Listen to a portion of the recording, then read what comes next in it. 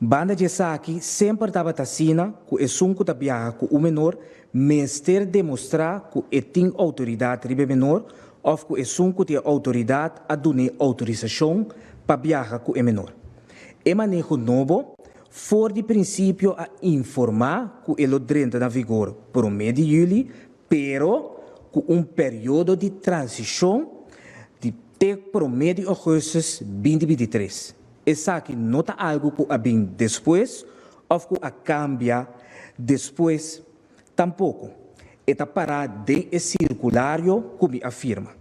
De conte período de transição, para sobre de julho, a vacância grande e roupa menor de idade, está viajar com a maior família ou organização.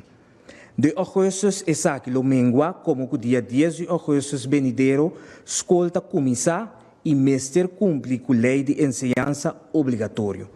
Essa aqui está justificar o período de transição. A parte dessa aqui, viajero não de julho não tem motivo de drenta pânico. Maneira que acaba de indicar, não por viajar segundo o manejo anterior, esta maneira sempre a fazer essa aqui. Mestre de documentação sim, para demonstrar que é maior de idade, que viaja que é menor, se tem autoridade, riba é menor ou tem permite de sua maior para viajar com ele. Dentro do curso de julho, lo sigue com campanha de informação, mas claro, usando diferentes colores para assim explicar diferentes situações, maneira, por exemplo, maior não casar, que viaja junto com a menor, mama ou tata, que su sota viaja com o menor, pai federal ou grupo de deporte que viaja com menor, sim, maior, etc.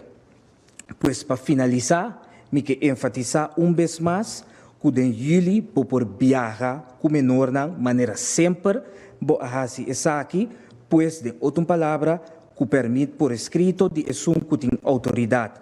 Riba é menor, mas cópia de passaporte de esum que tem autoridade e aduna e permite. Entrante promedio agosto venidero e manejo novo, lo guardo, imigração lo controla, basari besaki. Danke.